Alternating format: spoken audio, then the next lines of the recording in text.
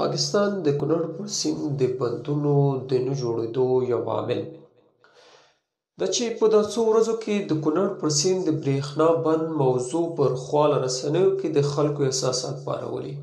آیا تر اوسه مو پر دې موضوع فکر کړی چې ولې پر دغه سیند بند نه دی جوړ؟ لاملونه یې څه دي؟ د پاکستان هېواد لاسوهنه څومره امکان لري؟ د اوبو د نړیوال قانون له مخې پاکستان پر دغو اوبو څومره حق لري؟ د پاکستان لاسوهنه څومره د اوبو د نړیوال قانون سره سمون لري؟ پاکستان دغه موضوع ته څومره پاملرنه لري؟ پاکستان د دغو اوبو د خپلولو لپاره لا تر اوسه څه کړي؟ افغانستان باید څه وکړي چې په قانوني ډول خپل اوبه مهار کړي؟ سلامونه، هیله ده چې د عافیت پر جامه پټ یې.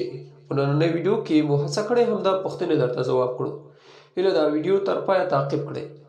اصلي موضوع ته له تګ مخکې هیله ده زموږ چینل در سره سبسکرایب او ویډیو در سره خوښ کړئ ترڅو زموږ نور ویډیوګانې هم په اول قدم کې تاسو ته ورسیږي. اوبه د ژوند له اړینو اړتیاو څخه شمیرل کیږي. انسان پرته له اوبو څخه ژوند نشي تیرولی. اوبه د انسان په ژوند کې په مخامخ او نامخامخ ډول ځانګړی اهمیت لري. په نړۍ کې هیڅ یو ژوندی موجود خپل ژوند پرته له اوبو مخته نشي وړلی. د اوبو اهمیت ته په کتو په کال 1999 زیږدیز کې اقتصادي ماده وګڼل شوه. اوبه د طبیعي سرچینو لکه ځمکه، ځنګل، کان، ژویو په خلاف اغیزه له سیاسي پولو هم بهر موجوده وي، لکه د سیندونو جریان په څو هیوادونو کې. د اوبو پر سر شخړې په ټوله نړۍ کې شتون لري، ځکه په ټوله نړۍ کې 250 شاوخوا داسې سیندونه شتون لري چې له څو هیوادونو څخه تیریږي. هغه تازه راپور چې د امریکا جان هینکس تازه خپور کړی دی پکې راغلی په 2015 زیږدیز کال کې به هرو 3 نفرو څخه یو نفر په داسې یو هیواد کې ژوند کوي چې هلته به د اوبو کمښت وي. که څه هم افغانستان د اوبو له کبله بډایه هیواد دی، تقریبا 15 میلیارده متره مکعبه د اوبو کلنی جریان لري، خو یوازې له 30 سلنې په هیواد کې ګټه پورته کیږي او نورې ګاونډي هیوادونو ته بهیږي چې له ایران پرته له نورو هیوادونو سره زموږ دا ستونزه نه ده حل کړې. افغانستان ټول 130 کوچنی او لوی سیندونه لري چې 43 لوی دي، چې د کونړ سیند هم له لوی سیندونو څخه ګڼل کیږي. دا سیند د پشهیي، مستو، لختو چترال او پیچ له سیندونو څخه جوړ د کونړ سیند ته د چترال سیند هم وایي. د کونړ سیند خونی قلعه، بلورداغ یا د پامیر د اوبو بند څخه سرچینه اخلي. کونړ او ننګرهار، خړوبوي او سمرخیلو کې د کابل سیند سره یوځای کیږي. اوږدوالی 480 کیلومتره دی او 11 میلیارده متره مکعب اوبو لرونکی دی. د کونړ پر سیند د بندونو خبرې د داود خان له وخته کیږي، خو له بده مرغه تر اوسه په دې برخه کې داسې کار ونه شو چې د دې سیند اوبه مهار شي.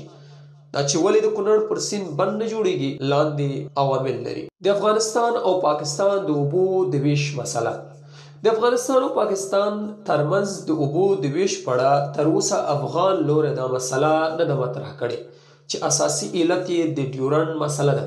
که چیرې د ډیورنډ مسله حل شي نو دا موضوع پخپله حلیږي، ځکه د اوبو د ویش د نړیوالو اصولو مخې هغه سیندونه چې سر تر پایه په یو هیواد کې بهیږي حقوق هم په همغه هیواد پورې اړه لري.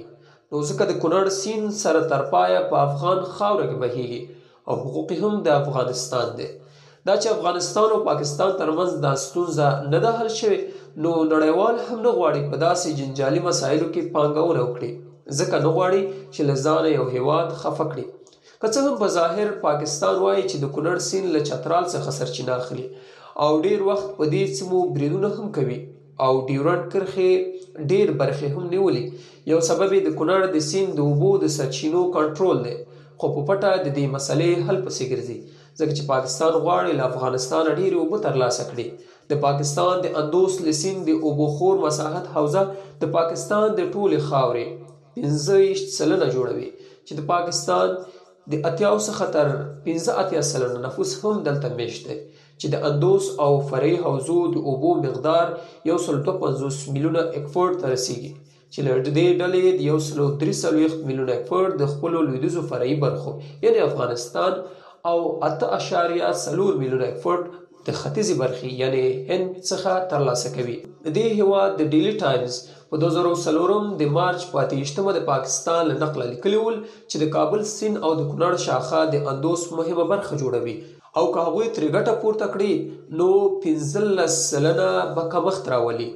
د نیشن ورځپاڼې په وینا له افغانستان څخه پاکستان تر هر کال 18 میلیونه اکفورډ اوبو پاکستان ته ځي چې د پاکستان ټولې د اړتیا وړ اوبه 114 میلیونه اکفورډ دی. پاکستان د ټولو اوبو له ډلې 14% له بهر څخه ګټه پورته کوي چې 20% له افغانستان څخه دی.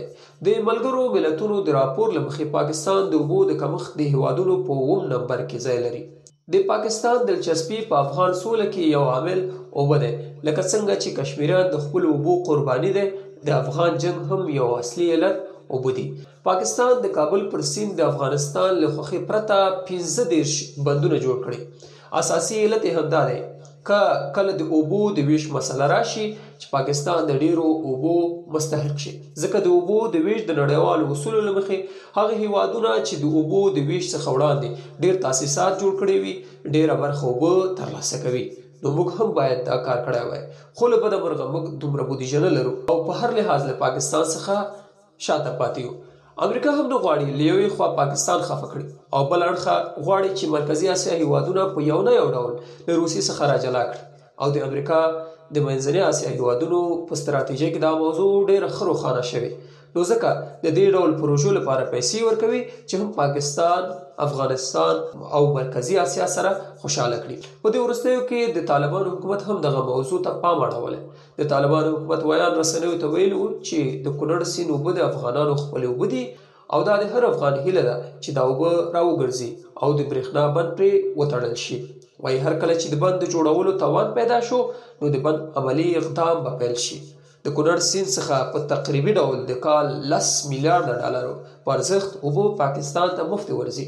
که چیرې د کونړ سیند اوبه مهار شي افغانستان به د سرو زرو ویاله مهار کړی وي او دا به د خودکفا افغانستان په لوري یو لوی ګام وي.